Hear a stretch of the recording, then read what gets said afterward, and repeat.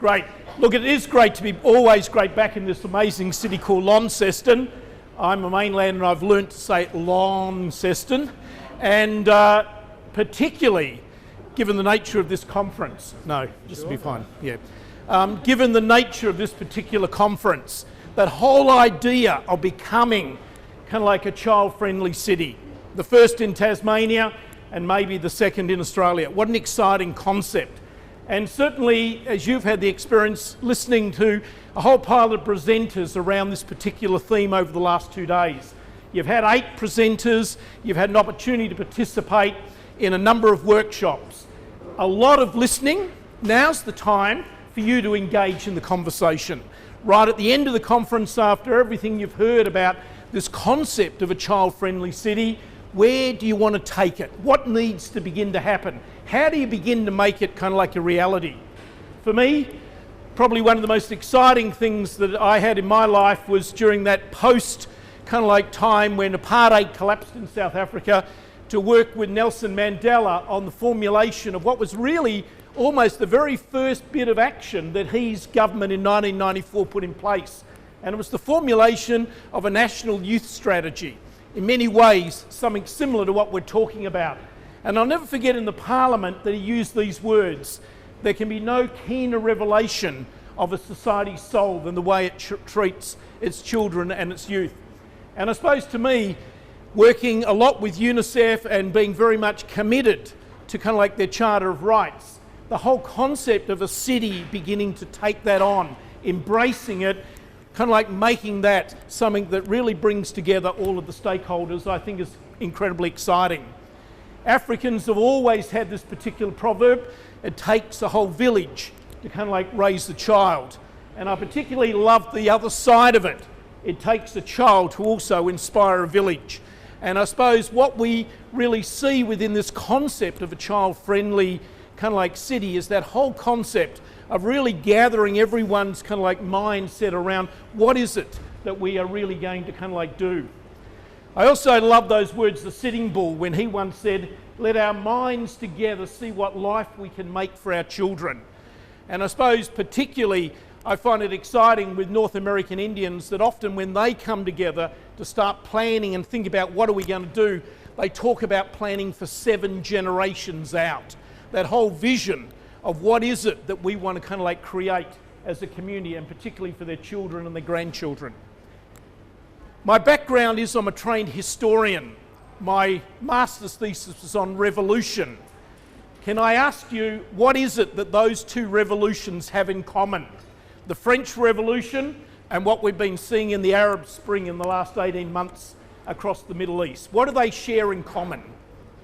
Where did those revolutions, let me give you a hint, where did those revolutions begin? In a cafe. You're dead right. The one thing they all have in common is that these revolutions actually began in cafes. And I suppose that is the whole concept of what we've tried to create today. Probably this should be called cafeteria conversation, but the concept's the same. That often when we want to have that kind of like serious conversation with someone, we usually say, can we catch up and have a coffee? Rarely do we do that at home or work. It's usually in that third place, and usually the coffee shop. And this concept today of what we want to develop, the cafe conversation, is based on that analogy. That let's simulate a coffee shop, because that's where we feel incredibly comfortable. We try to have the smells, we have the food, we have all of that type of stuff. And literally what we are wanting to create today is a conversation within kind of like this environment. And what we want to use is the oldest tool that we have in the toolbox, the community building, and it's called conversation. It's the way that we as humans have always thought together, made decisions, planned action. Conversation is the most basic tool that we've got. And so at the end of a conference where you've spent an incredible amount of time listening to some amazing people that have thrown ideas at you, what we want to do is to finish this conversation, this conference, with a really decent conversation. And so what we're doing is kind of like creating that here. This particular methodology, if you haven't used it before, simply has a whole pile of ground rules. And really what it is about is really trying to get you into a situation where you really share what you care most about. when it comes to this thing about a child-friendly city, what is it about that concept that you care most about? And so around the conversation, we want to do that. It is really about trying to have a thought drop box in terms of what are the ideas that we've got. And above all, it's not just a dialogue. The great thing about a coffee shop is that you can doodle on the tablecloths. Here you're allowed to do it, and you'll notice that there's felt pens and there is butcher's paper. And so as we have this conversation and get into the dialogue, can I also encourage you to start dropping your thoughts onto the table, onto the tablecloth. We're talking about Launceston, we're talking about a geographic community, we're talking about what is it that we need to do to make this reality of a child-friendly city happen. And so all the thoughts that you got, whether it be about coordination, about special initiatives, about target groups, about really how do we become smarter, how do we do things different, how do we keep doing things that work, they're all the ideas that we want to start collecting. And as we talk, can we also doodle, draw, share, write, use the tablecloths, because the tablecloths will become a very important source of collecting this conversation at the end of the day. These are the rules. If you have a look on your table, you've each got a placemat. On one side, we just want you to capture your name. You may know the people around the table, but you're not going to be at that table for very long. There'll be a lot of movement. So please, can you capture your name, what you particularly want to be called, referred to? And also on the other side, there's just some simple, kind of like what I call etiquette for having a decent conversation. They all make sense, they're kind of like logical, they're the ways that we've always kind of like thought in terms of it. What's the conversation topic? Well, that's it. Very simple. We're going to do a whole series of rounds of conversation, and we want to focus on one question. How can Launceston become Tasmania's first child-friendly city? That's the topic. How do we make it happen? You've heard a lot about what this thing is. You know, what is a child-friendly city? I know David Pugh kind of like gave you a great insight into how they've done it in Bendigo. He demystified what the concept is. This is the kind of like the official definition. And particularly it's around how do we really, in a very practical way, implement that rights of the child. And again, you saw in your program and in David's slides where he really identified what is it that kind of like makes some of these things actually happen. What do we care about? How do we give children the voice? How do we involve them in decision making? How do we structurally and organisationally do things that really enhance the contribution that children bring? I love kind of like this one statement that appeared in your program. In a child-friendly city, children are active agents. Their voices and opinions are taken into consideration and influence decision-making processes. So in particular, if we really want to be serious about becoming Tasmania's kind of like first child-friendly city, how do we make these type of realities? How do we do it is really what the question is actually all about. So this is the question. How do we literally become Tasmania's first child-friendly city? What needs to happen? What is it that we've got to keep doing that we already do well? And in fact, if anything, we need more of it. What is it we might need to regain about how we used to function? What is it we need to get rid of? What is it we need to change? And what is it we need to innovate in terms of making this a reality? That's the question. How do we make it happen? And so it can be any of those aspects that we're into. Fundamentally, what the cafe conversation or the cafeteria conversation will do today, we'll be actually aiming for 3 or 4 rounds of this question. And so I now invite you around your table. If you don't know everyone so far, quickly introduce yourself. This is the topic, and you've got a mere 12 minutes to come up with as many thoughts as possible. Go for it.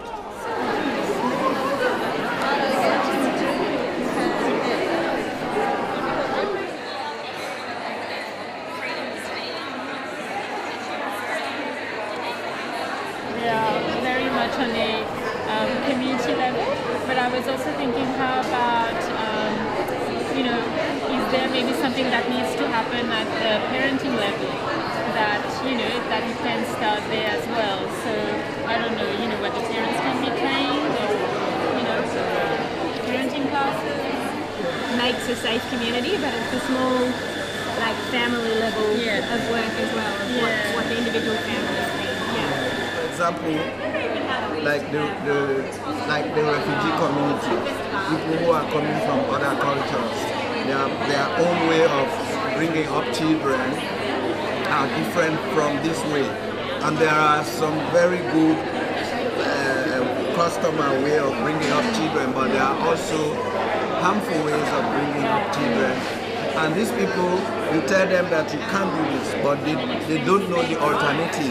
Let's say you have the street, and then you have separated from them by a little nature strip or something, a bicycle area and a pedestrian area, so that you save, your child can... This is called Shuffle the Pack. And the object is to hop up, move to another table.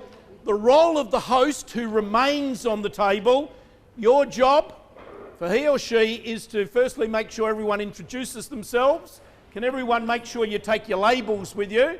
Secondly, your job is to share, to kick off the conversation, because we continue with the same question, but your job as the host is to share the 2 best ideas that you personally think you learnt about from the last group. They may even be your own ideas, but what is the best 2 ideas? Now, hold it, as we go into round 2, it is about contributing even more to the ideas, but it may be also about leapfrogging on some of the ideas that have already been shared. And I love this particular quote: whoever invented the first wheel was smart, whoever invented the other 3 was a genius. And so, again, it's about leapfrogging on other people's ideas. But the key question that we're going back to is, how do we become Tasmania's first child-friendly city? What are we going to do? Can everyone move?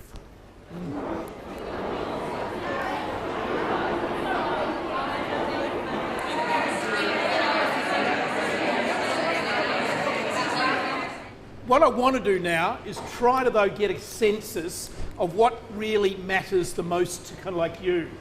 And I really want to ask 5 words, and this is an opportunity over the next 17 minutes to quickly do a bit of a brain drop in terms of what's the critical things you've heard. 300 ideas have been shared. Which are the ones do you really value? Which are the ones you thought, wow, whatever happens, we've got to make sure that is part of the jigsaw? And what I want to start off with, because I come from an appreciative model, I come from an asset-based community development. I always believe, don't start with what you haven't got, start what we have got. It's that half full bit of the glass. And so what I want to start is in terms of what already goes on, how we already do things, the programs that are already in place, what works already that helps to contribute to making Launceston already in many ways a child-friendly city. What already happens in terms of practice, in terms of program, in terms of collaboration, whatever you might want to talk about, what currently works that whatever happens, we need to keep it. In fact, we probably need more of it. What would you say from the ideas you've heard on the tables? Can we just yell out our ideas? You've got no more than 12 seconds. Anything that currently works? Okay, sorry, can we just quickly throw up a hand or stand quickly? Who said that? Yep, what currently works? Okay, can we have, under here, collaborative forums. What else? The first basin. If anyone doesn't know what any of these things are, please yell out. First basin works. What else? What else works? The Tiger Bus. The Tiger Bus. Tiger Bus. What else? How we do things. Programs, services, attitudes, behaviours. What currently is already here that actually is already contributing to a child-friendly? Early childhood events. Okay, early childhood events. Is there anything about attitudes or behaviours about how people in the city, people in the services do things that you think really work and we've got to make sure we don't lose it? Sorry? Lots of? Volunteers. Yeah, strong volunteerism. Lots of volunteers. Got to keep that. Is there anything else that from your point of view really works? And if anything, we need more of it. Our passion. What a lovely thing. An attitudinal. Our passion. A child. The child-centred focus in our work.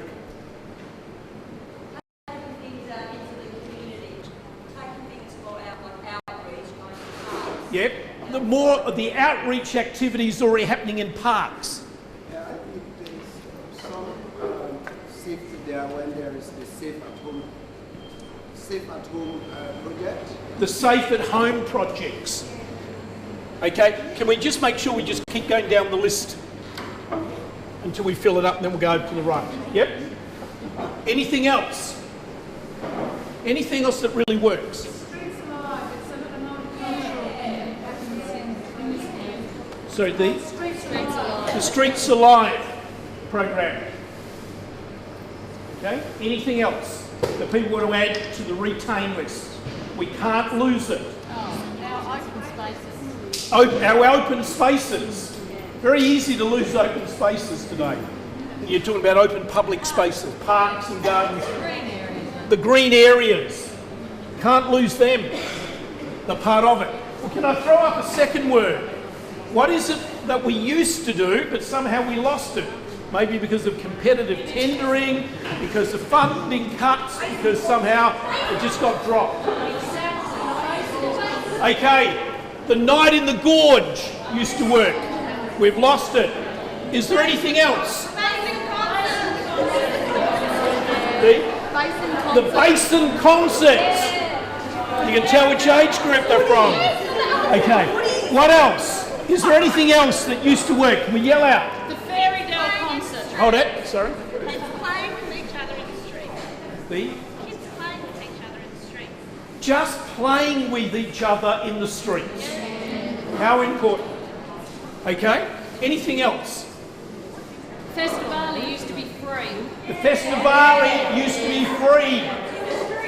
And in the streets. And in the streets. Okay, anything else? Anything else that we somehow used to do? It might be attitudinal, could be behavioural. When I was younger, there were so many underage discos. Okay. When she was young, when you talk, 12 months ago, there used to be a lot more underage discos. We used to know our neighbours. You know, one of the best things that's happening in my community group of us put some dough in, and now if a neighbour wants to put on a morning tea or an afternoon tea and invite up to 6 other neighbours, half of which they don't know, they can get a $50 voucher at the local IGA to do it. You're willing to organise streets and drinks in the nibbles and drinks in the driveway on a Friday night and get $100 for that. Willing to put on a street party, get $200. You know what it's called? Bribery. But boy, it actually works. And people are loving starting to get back to know. The program's simply called Get to Know the Neighbours. What else? There used to be free sport. There used to be free sport. There used to be tennis courts in nearly every suburb that were free, and now either they're not there or you pay to go to the tennis court. Okay, so free sporting events and facilities. There used to be youth drop-in centres. There used to be youth drop-in centres. Okay, 12 months ago when she was young, there used to be. Okay, what else? Is there anything else that we need to regain? Roller skating in the CBD. Okay, roller skating in the CBD. Can I add this word? What is it we got to drop? What is it doesn't work? What attitude? Negative attitude. Okay, negativity. Got to drop negativity.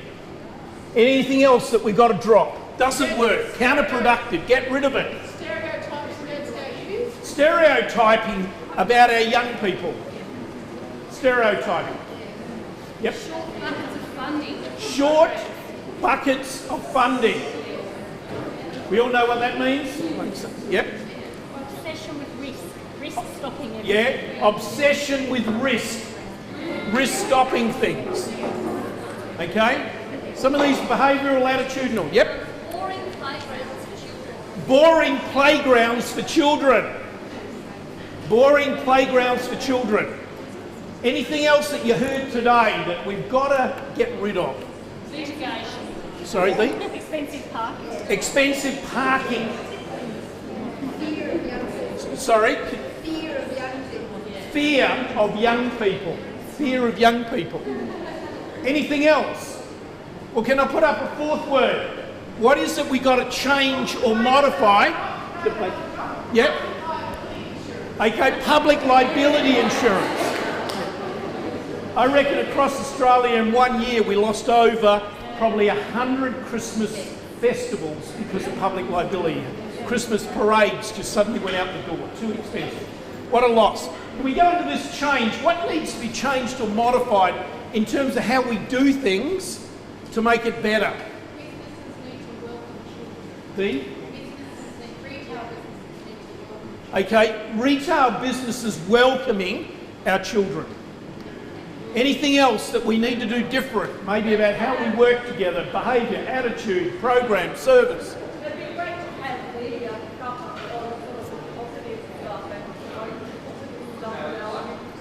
Okay, the media picking up on the positive as opposed to always the negative, particularly in relation to young people. Very simple. What else? Any ideas you've heard around the table that really is how we do things different, how we do things smarter, how we do things different that you thought, wow, that's a great idea? The media, like dialogue, how we talk. So Sorry, Dee? instead of negative, look at positive. We change the dialogue about positive aspects. Yep. Changing the dialogue to focus on the positive. Yep. Use social media. A greater use of social media as a way of communicating. That's an important thing.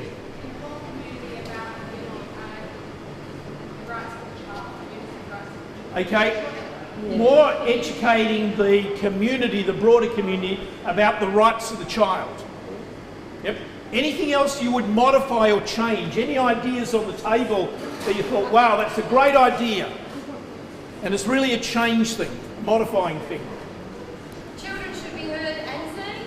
Children should be heard and seen. What a brilliant one. With regards to actually protecting children, I think we have to change the attitude of being individualistic to collective.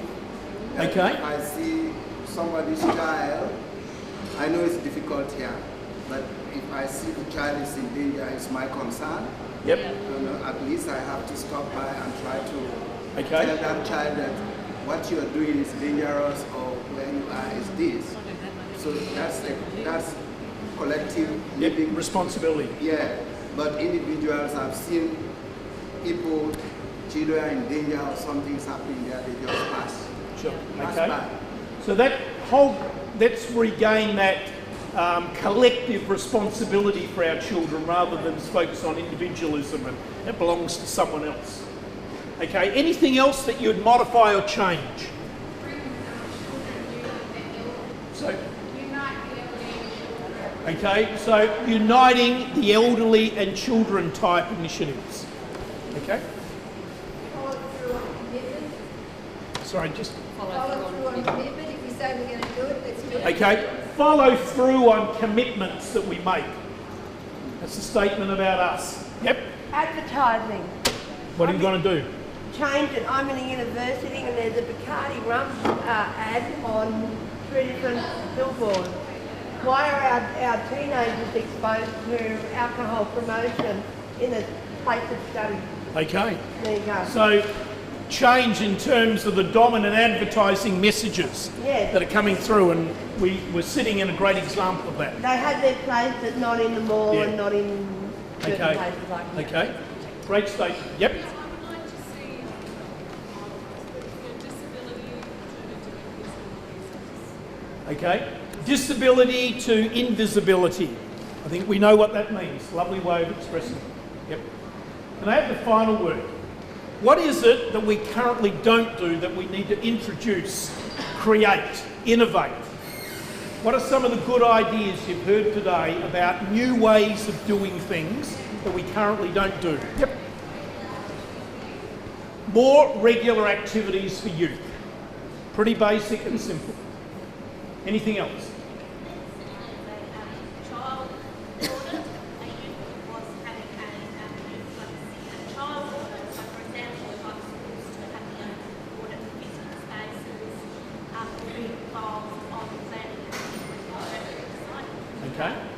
So more youth and child voices on things like auditing our spaces and getting their opinion, that stuff. Fantastic. Yep.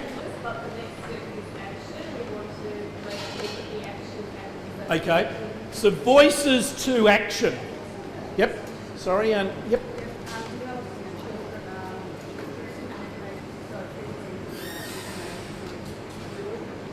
Right. So conveying the information in children's language.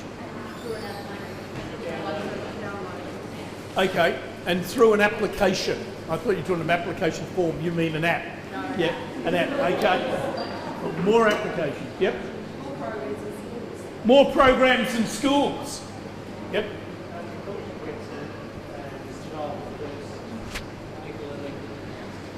This is a great one, get more child first people elected onto council. Pretty practical.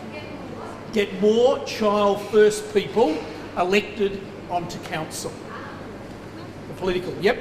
It's education for your average Joe Blow parent about what children's rights are.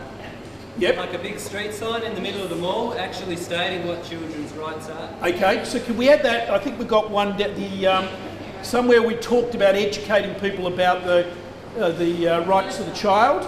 Yeah, and they're kind of like more prominent advertising about that. If we just add it to that one. Anything else? To have mandatory in the social emotional wellbeing education for high school kids, to have child development and parenting curriculum be mandatory, because 90% of those kids will probably be parents. Okay, so mandatory education programs about parenting in high schools. Parenting courses in high schools, yep. Anything else you'd innovate? Service delivery of programs after school hours at the schools. Okay. So there's not negative to be at school after hours. Okay. Converting the negative about being at school by more afternoon, making the school a hub for kind of like community services. Yep. Did you get that one? It's about making schools more after hours activities at schools, so we reduce the negativity about being at school. Yep. A forum like this for the young people, just where all the adults can hear them talking about their child. Yep. So more forums where young people actually come together to share what they think needs to happen. Okay. Anything else? Cultural awareness. I'm the Cultural awareness. cultural awareness. We need cultural awareness. Do you want to elaborate on that? Well, not only on multicultural, because we're a multicultural nation, that's what we're saying we are, but also about our own history in Australia. Yep. So that we can band together and there's not these groups of people or pockets of people or even postcode poverty, so that we can just break down those barriers. Okay. Breaking down the barriers as part of that cultural awareness. Okay. Anything else that we would want to innovate, introduce, makes a difference? Some other ideas you've heard on the tables? Get back to the basics and smile and say good day to people. Okay, back to basics, smile, get to know each other. I mean, I go walking every morning, I deliberately now say good morning to everyone. It's amazing, after a little bit of time, the response is coming. I now even hop in the lift and I turn around and shake people's hands. That one freaks people out. Everyone's pressing, there's a magnet in the lifting. They all want to get out of the lift. But you know, even we've got a campaign in my community now just saying, look at the local supermarket. When we turn around and just have a conversation with the person behind us, you know, how much people enjoy those basics. It's the social capital stuff. Yep. Linking a school with a aged care facility, getting the kids to interact with the elderly and vice versa, getting the elderly to feel involved in the community. Okay. So getting the elderly into the schools. There's a school in Adelaide called Nazareth Campus. It's a Catholic school. They've created a thing called the Wise Hours. And there's a whole pile of the elderly in the community who come in and they run stuff in the school stuff. And slowly they're all becoming mentors and grandmothers. There's about 80 of them now. And they've started up walking groups, but it's all within the school. And it's just amazing. The school in the community in the school. It works. What else? More community gardens. More community gardens. Probably the fastest growing social movement together with men's sheds, I think, happening in Australia, community gardens.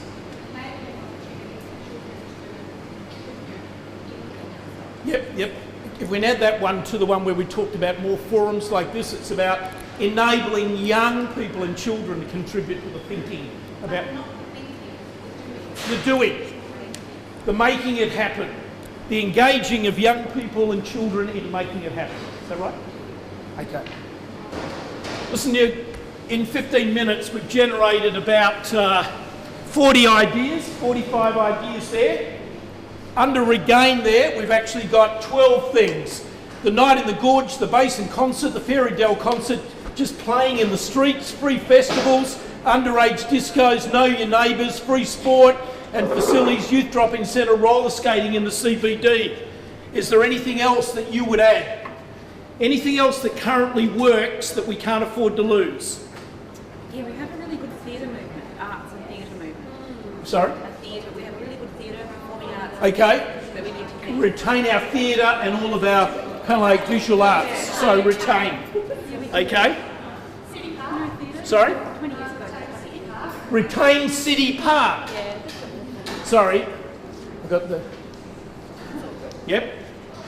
Sorry, under Retain we've actually got 11 things now. Collaborative forums, First Basin, Passion, Child Focus, Tiger Bus, Early Childhood, Volunteers, Outreach Activities, Safe at Home, Streets Alive, Open Spaces, Green Areas, Theatre, City Park. Anything else?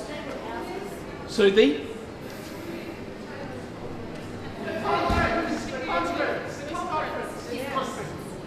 Sorry. We need to retain the Communities for Children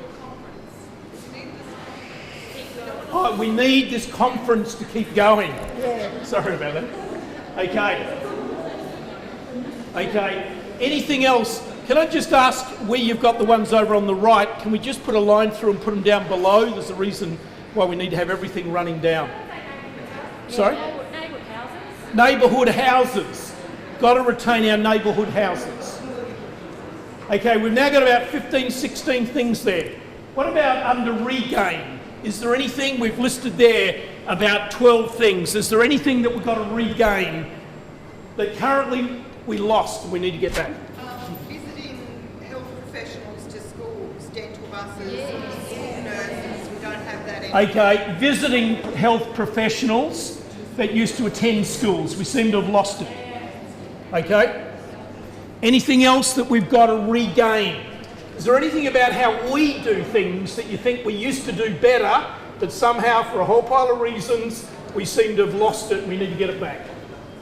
GPs doing home visits. GPs doing home visits. Wow, what a radical idea. Like banks being open on Saturday morning and all that stuff, yeah? Anything else? Communities working with their local authorities to build facilities, like when I was a kid, the dads helped build the tennis court, the swimming pool, and that kind of required helpfulness, that feeling of satisfaction and ownership when you participate in the actual projects around. Yep. So community actually building facilities. There was an amazing example of this in Noosa about 2 years ago, where a whole pile of people for 4 years in a row put in an application only to be rejected to have a domestic violence support centre. And in a place like Noosa, there is nowhere where abused members of family can escape to. And for 4 years, they've been applying to the federal government for money to build a house or a safe house. And after the fourth rejection, one of the churches went to the local government and said, listen, why are we expecting someone else to pay for what is fundamentally a community issue? Why don't we do it? And they claim it's the very first time in living memory that churches, service clubs, local government, the business community all came together and literally put something on the ground. And believe it or not, in 3 days, 400 people built 3 houses, equipped them, furnished them, landscaped it and opened the service. And it was all done over a 3-day period. It took them 8 months to build it and to get the support, and it was open debt-free. It's an amazing how community can do things. Anything else that we need to do? Sorry? Regain good role models. Okay, can I ask, is there anything you want to drop? We currently have 9 things. Negative attitude, stereotyping, short funding cycles, obsession with risk, boring playgrounds, expensive parking. What's the next one for young people? Fear of young people, public liability. Is there anything else we want to get rid of? Okay, change. You can see there we've got about 12 things listed there. Retail, welcoming kids, whole pile of things. Is there anything else that you'd want to add? And finally, under innovate, there's about 15 things on that particular list. Anything you want to add to the list? Sorry, the crisis accommodation for young people. Crisis accommodation for young people. Okay, ladies and gentlemen, can I just say, in all of that, in that 15-minute period, we've generated about 60 things there that are your priorities. Can I ask, which of those do you care most about? If I asked you to become part of a task team to make some of these things happen, where would you want to put your time or the resources of your agency in some of those things? If this is what we need to do to move towards being this first child-friendly kind of like city, what is it that we need to do? And one of my inspirations in my life is Margaret Wheatley. I'm sure many of you in community development know her. She once said there's no powerful change greater than a community discovering what it really cares about. And if I asked you, what are those things up there you most care about, what would you go for? What do you care about in terms of that particular list? What is it that we care about? Which of those things are the most important? How much does that change by whether you were brought up here or not? Because for me, being brought up here and living nearly 50 years here, regain... 50 years? I have. The regain means sort of bringing back a childhood that I loved and would love for my kids. Yep. But it's sort of unrealistic in compared to retain, which is not losing the little bit that we've got left. Yep, so this is a values clarification exercise. What is it we care about? All of them matter. All of them are achievable. All of them someone in this audience thought was important enough to add to the list. What we're going to do now is 2 things to finish. Firstly, I'm going to ask you now for the next 14 minutes to hop up and have some afternoon tea. But as you do it, I want you to engage in a values clarification exercise. How many of you have played a values clarification game? 1, 2. So the rest of you don't play Monopoly. Okay, Monopoly is a classic values clarification game. You all start with the same amount of money and the name of the game is to win by choosing which properties and where you put your houses and whatever. As you break for afternoon tea, can I ask you, there are 6 red dots on the table or yellow ones. Can you, over afternoon tea, vote with your 6 dots on those 55 ideas? Which of those ideas do you care most about? Now, there are only 2 rules with this game. Rule 1 is that some of you want all of it, and so you're going to find it very hard to make choice. Rule 1, you cannot rip your dots in half to create 12 dots. You've got 6 to spend.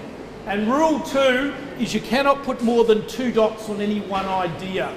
So you can put 2 of your 6 on one, and then you can do 1, 1, 1, or you could put 2 dots on 3, whatever it might be.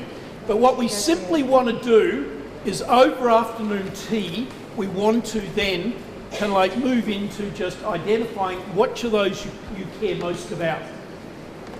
Yep. You can barter people and buy them. And in fact, I'm willing, for people like you, I am willing to sell 6 dots for $5, and that money will be contributed to the fund for the best idea. So we can start the fund making now.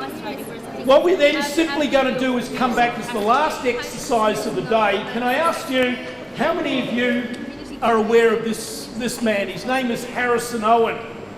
He was a mad American who basically did a PhD thesis on what is it that people most enjoy about going to a conference. And guess what he discovered? The food. He reckons the best part of any conference is the morning tea, the afternoon tea, the lunch and the drinks afterwards. And so he said, if that's true, then every conference should include something that actually simulates that. Because his whole PhD thesis is around why are those times the best times? Is it just the food and the drink or what? And what he said was, no. He said what it fundamentally is that during the morning tea and the lunch, you decide who you want to talk to about what you want to talk about. And so he subsequently created a methodology called open space, and these are his four kind of like principles. Whoever comes is the right people, whatever happens is the only thing that could have, whenever it starts is the right time, and when it's over, it's over. And then he added a law of the 2 feet, that if you find yourself in a situation where you're not learning or contributing, we'll go somewhere else. And so when we come back, I'm basically going to set up for the last 30 minutes of the conference an opportunity for you to be around the one theme that you want to explore in a bit more depth with other people who care about that as well. And so at the end of that 30 minutes, I'm going to ask people to come up with, on one piece of paper, a simple kind of like template of how that idea could move forward. So it's the way we want to finish. We want to finish this conference with a set of practical actions about moving forward. So don't just go away from this conference. So what we're going to do, break for afternoon tea. You've now only got 12 minutes for that. And then we'll be back here in 12 minutes ready to do the last bit.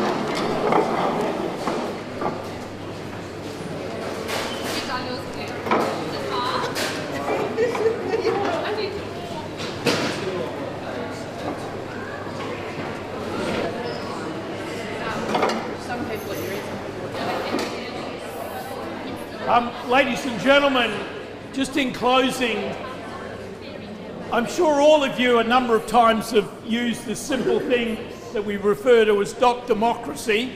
Despite I've probably done this now over 1,000 times, I don't think I've yet found a better way, in a game-like way, to kind of like discover the value of this.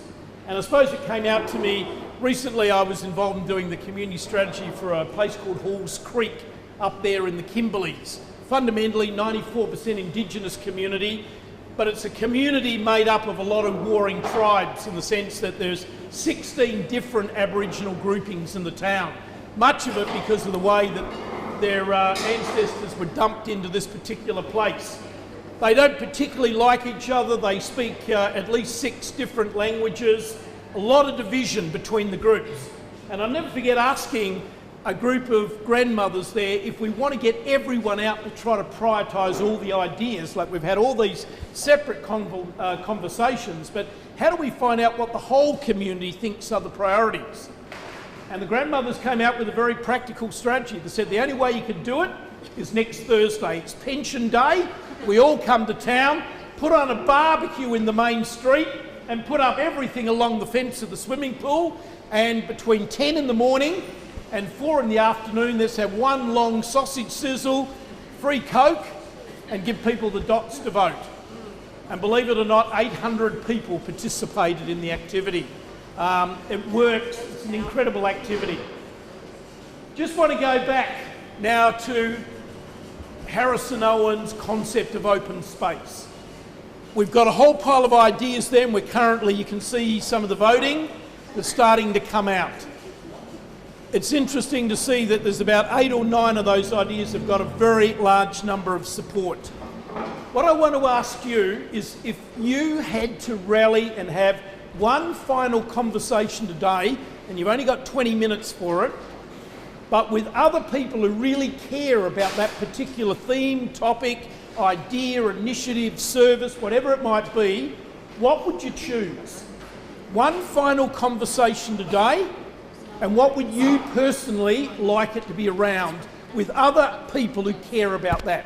So in terms of that, or it doesn't even need to be up there, maybe still something that hasn't been shared, but if you had to have a conversation about the one thing you most care about with other people who might care about that, what would it be? Can I ask for suggestions? Sorry? Know our neighbours. Okay, here's someone who wants to get people around. What do we do about getting people to know their neighbours? Can you put that on one bit of paper? Write it up for us. Have we got a second one? Okay, we've got a topic here. How to know the neighbours. What else? The obsession with risk. Can we just... what? Okay, where are my helpers? Quick, ladies. Ladies, quick. Have we got a third topic?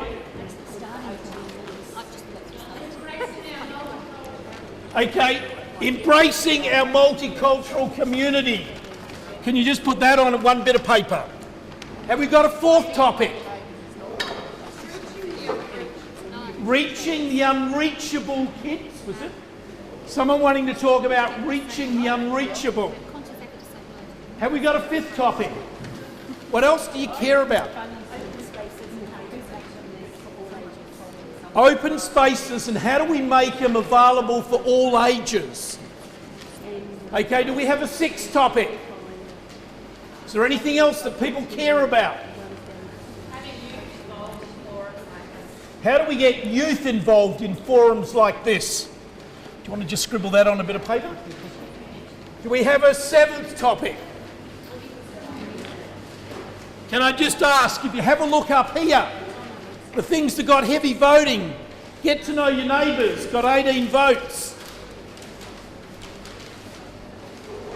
Obsession with risk, 22, we're covering that.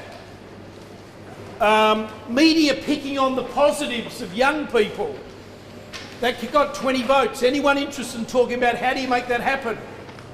Is there any interest in that? What else got up high? Engaging young people in making it happen. 23 regular activities for young people. What do we mean by that? Anyone interested in that as a topic? Okay, could we just scribble that on a bit of paper? Regular activities for young people. Any other topics that people are interested in? If not, in true Harrison Owen style, we're going to create a marketplace. Can all the people who've got an idea stand and hold it? And can I just say, you now have a choice. Can you gravitate to one of these ideas and form a table? Have we got the big sheets to show? And hold it before we do that, just so we know what's happening. Hold it. What I'm going to ask people to do is in the 20 minutes, have a conversation about the theme, but what we want to know is, what are we going to do about it? And I'm just giving you a simple format to follow. Give the project a title, what are the key elements, what are the first 3 steps, who needs to lead on it, who could be potential partners in it, and what time frame needs to be associated with making it happen. Very simple. So can I ask, could everyone, can we just, sorry, can I just get you to move over this one here, reaching, could you move into that corner, around that table? Table here, that table there. Can you move to the table that you want to be on? Hi neighbours. Hey neighbours. We've only got 4 minutes, so can I just say quickly, it'd be nice if we could contribute as neighbours, like eggs and veggies and getting to know your neighbours. I mean, that'd be...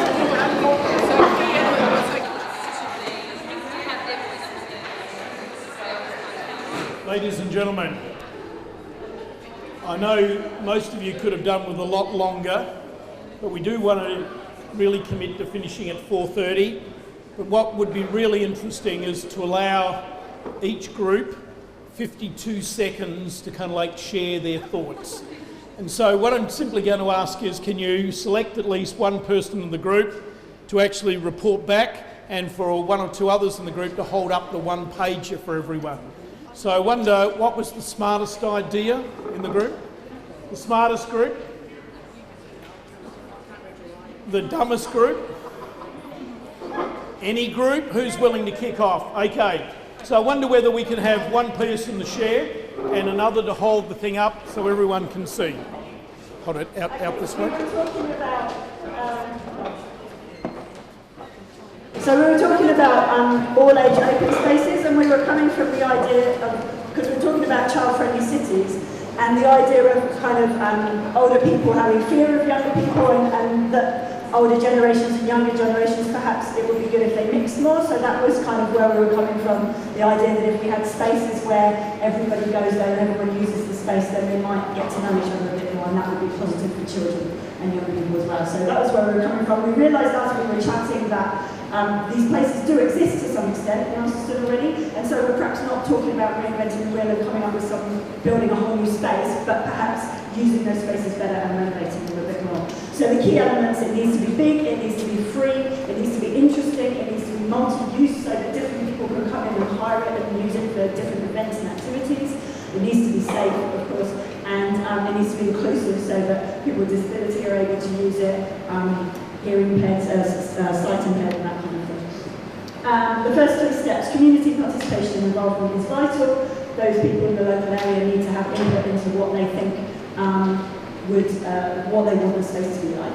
And that includes young people as well, of course. A directory, getting advertising out there, making sure people know about it, putting it in directories, making it easy to access, easy to use, not necessarily a booklet, but stuff around the community on lampposts and stuff like that people are going to see. And getting permission and funding is going to be the next step. Lead groups would be council and community groups. We thought probably other partners would be other community groups. We thought of people like the Lions, who always seems to do great stuff in parks and stuff like that. Rotary and Scouts and anyone else like that. And we reckon that because we're talking about renovating and not creating a new space, it should be something that can be done within about 12 months. Okay, thank you very much. Group 2. Who's talking? Okay, they're working out who's going to talk while they're doing that. Group 3. Could everyone work out who's going to do it? Yeah. Okay. Okay. The whole band. Okay.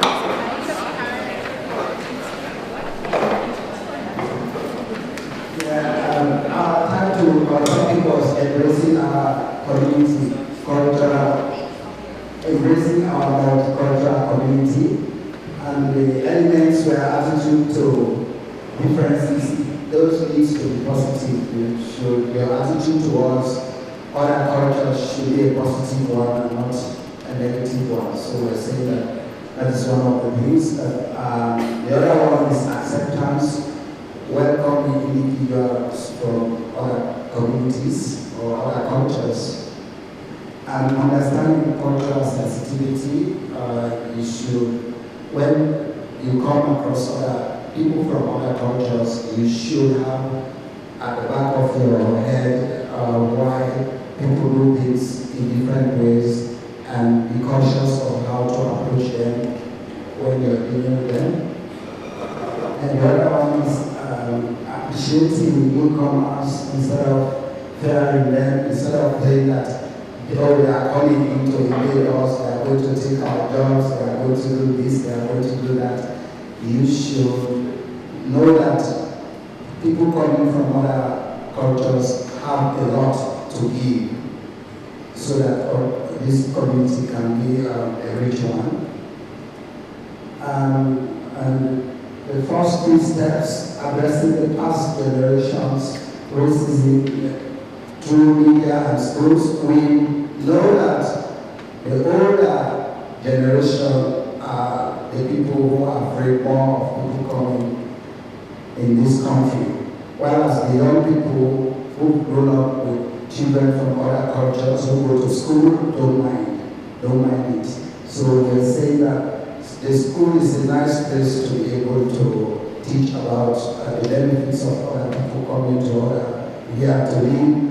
And also, the media also should portray positive image of people coming here, not to say, oh, these are the troublemakers, they are the ones doing this. The media is very influential and can change people's mind towards people coming here. So the media should have a positive way of presenting people coming from other places. And the school, we agree, is a conducive place to start this, to teach about this, because these people can challenge their parents. If the parent think that those people from another culture are like this, they will say, oh, they are my friend, we live in school, they are nice people, they are not like this. So we should start those in schools. Community neighborhood awareness promotion, using cross-cultural awareness. We believe that in this, we can do these things that will help people to accept people from other cultures. Then the lead groups, the youths, because we agree that the youths are more receptive to other cultures than other people. And so we said the youths should be one of the groups that should be leading these multicultural activities. The governments at different levels, local level, state and Commonwealth government, the councils should all be involved in promoting this. Communities should have committees too, who should be addressing this. The neighborhood activities, all these people we think should be leading people. Other partners, businesses, the shops, people who have businesses too, should be involved, should be supported, should be supportive, should, if possible, donate towards some of these activities. Multicultural cafes, we have these harmony days and refugee weeks, and all these are places where these things can be promoted. And since Australia continues to accept people in this country, we don't think there's a time frame. It should be an ongoing thing. All these things should continue. You can't just do it once. You see, so we believe that everything that we should do to promote this should be ongoing things that should happen at different times in different places. Thank you.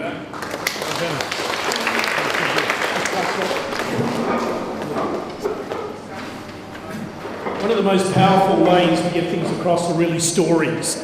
And there's a lovely story I need to quickly tell you about the multicultural promotion. We had a workshop, and one of the guys there had a Somali background as a migrant, and we were talking about getting to know the neighbour. And he said, I've got a great story for you. He said, last Christmas, I decided after living for 2 years next door to a family, and we never make eye contact, we exist in two different worlds, I would break the ice.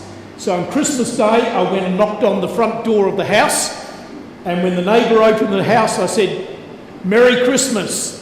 And the neighbour looked at me and he said, I think you got the wrong house. And he said, no, I'm your neighbour, Merry Christmas. And the guy said, I think I need my wife. And so the wife comes out, they had this stunted conversation, but the Somali migrant family husband kind of like said, listen, we've got an African night next Tuesday. He put it in such a way they couldn't say no, they came, and he said, you wouldn't believe it, 6 months on now, we're the best of neighbours, we actually shop for each other, we share gardening tools, we babysit, and I thought, how simple is all this stuff about getting it across?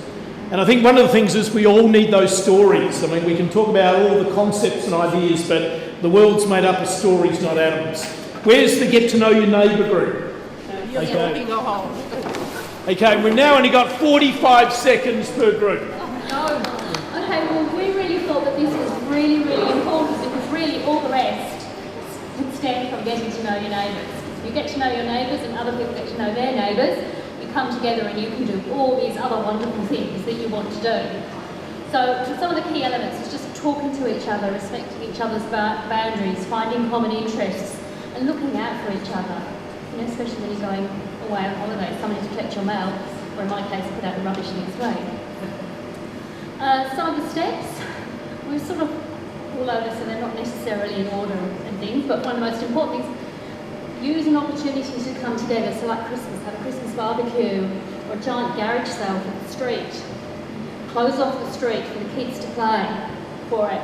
And seek funding from councils and local businesses to help you with some supplies and everything to do it. We kind of mixed up the lead groups and other partners and supporters, but find people who are already doing it. Somebody even did that whilst we were there, they Googled it, and apparently the Sunday the 31st of March 2013 is Get to Know Your Neighbour Day. So, look for that. Find people in the area who are already doing it. apparently there are some places already holding street parties and things like that. Get to know them and get them to tell you their story and use how they've made it work.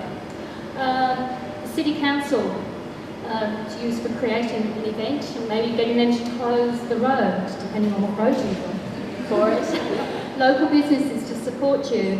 The media to create, creating positive stories and to report on what's happened afterwards. And the schools. And we didn't get to time frame, we ran out of time. Right, okay. Well done. Thank you very much. Okay. Group 4.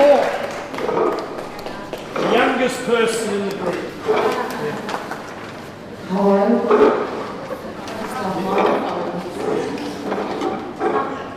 So ours was around consulting children and youth. We sort of had a fight over time to begin with. So it was like, children, and it's like youth and children and youth, so we came up with the two separate ones. The key elements were knowing about consultation and projects. Look, it got a bit complicated there. We realised this is a rocket science. What we decided to do was find a carrot for all the kids, so KFC or colouring books or stickers or face paint or whatever. Go to where the kids are and listen and talk to them, just have conversations. We tried to get a carrot sponsor. So if anyone's out there wants to sponsor this, we would be happy to accept your donations. And significant others like families, and talked about like police and firemen, and they're the heroes in the community as well, to get kids involved with them. The time frame with school holidays and stuff, but always to keep it going. Well done. Thank you. Grade 5.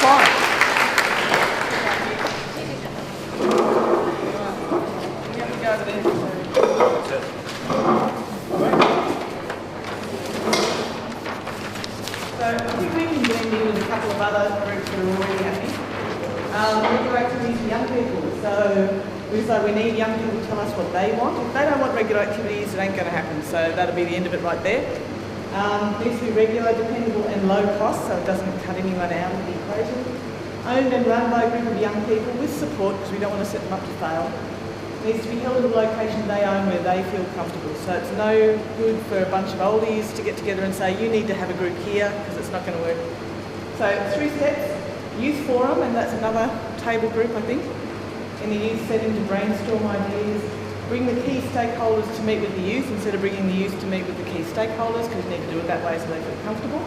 Give youth the power, the resources and everything they need and the support to run with ideas. So young people are the lead group. I don't know where you find them, but they need to be young people. And partners, supporters, we've got White Line, Youth on Patterson, City Mission, SIP in Anglicare, Time House, Fusion Radar, Headspace, Youth Justice. And if we could report back in 12 months and have something happening, that'd be good. Okay, well done. Group 6. It's going to be a quick one, the part besides the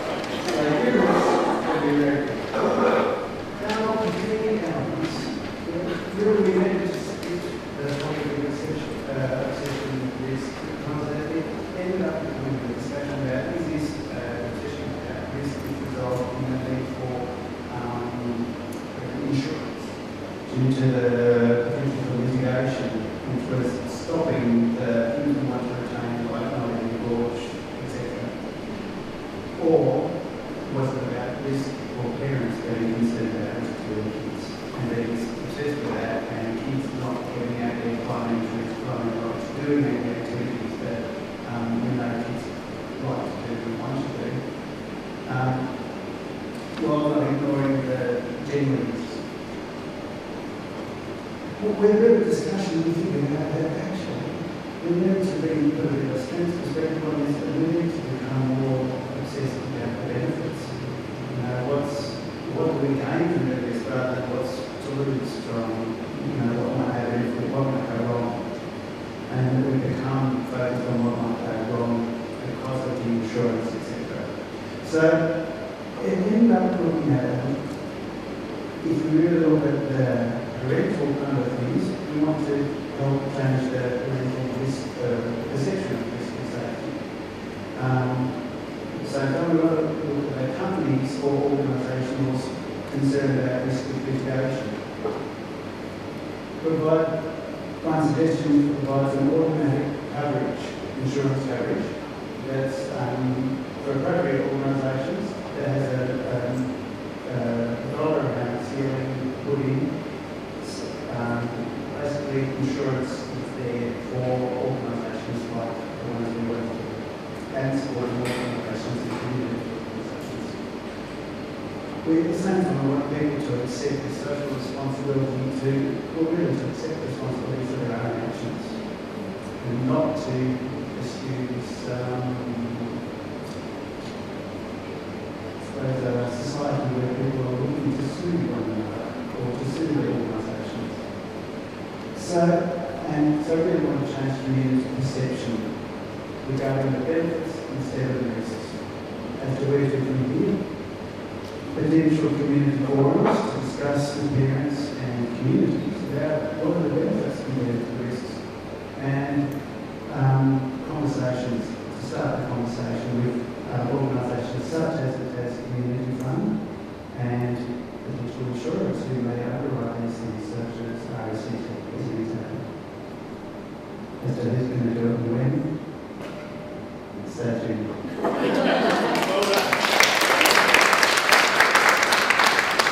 Finally, I thought if anyone was going to get out early, people in this case, I've got to get them to ask. Thank you very much. I promise to be quick.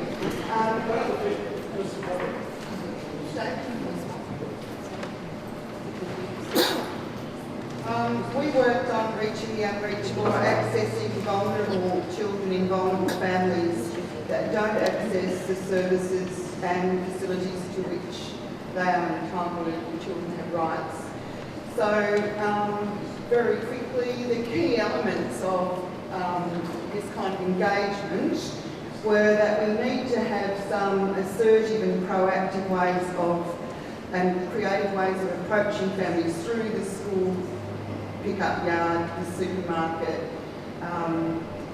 knocking on doors, but also through community people that we might already work with and get them to be our partners in naming up and finding out these people that we don't access. When we approach people, we need to be asking them what they want, not saying we've got this, this and this. We need to be doing the asking, not the telling. And we need to talk with other agencies about what they're doing too. There needs to be better information about who's doing what so that we can be effective and not dull up. One thing out. Yeah, very important point. We need to be persistent and not give up. If we've got something to offer and we've got slow uptake, and you know, if your agency and funding allows you, you need to allow people to have their own time to look at what it might be like and suss it out and talk to their mates and make a decision about tentatively participating. The first 3 steps would be to find out who's doing what in terms of, you know, which some other groups talked about, to be doing asking what our vulnerable families want, with that, and through that lens of what are these children entitled to with respect to rights child. To plan an event, we didn't really get onto a time frame, but partners that we thought would be supporting would be people like housing, who know, you know, who's coming and going where they are, schools, councils, TAFEs and polytechnics. Something I probably didn't mention, apart from having a book, you know, having something in it for families who are participating, like that idea we heard about yesterday, with the cooking and the childcare course, like you're on our patch that you're involved with this. Well done. In closing, can I just say thank you for coming up with a set of very achievable ideas. I mean, none of those things I don't think are that difficult. I think if we come together, we're able to do it. The 2 hours together we've generated a huge amount of information, and certainly Di and a team have indicated all this will get typed up and everyone will get a full copy of both everything on the table mats, on the tablecloths, all the stuff on the priorities over here, and definitely the 7 ideas that we've actually put up are all kind of like possible. Can I close by just giving you 2 quotes? And at the end of the day though, what makes all this happen? What's the glue to kind of like make all this happen? Well, I use the words of a very famous Tasmanian to kind of like close. Bill Mollison from Stanley, founder of the permaculture. What did he say? I can't save the world on my own, it'll take at least 3 of us. And I suppose at the end of the day, if any of this stuff's going to happen, it's about us holding hands better with each other. I need to say, as someone who works a lot in the youth area, the biggest problem we have is the siloism, the lack of collaboration, the way that people just can't seem to kind of like get it together. And I leave you this wonderful African proverb: if you want to go faster, go alone. But if you want to go further, go together. And it just seems to me that, you know, children and young people need our collective, collaborative kind of like spirit and souls. And if we could work together, we can achieve a lot. And it's a lot more fun. Thanks, Elizabeth. Thank you, Peter.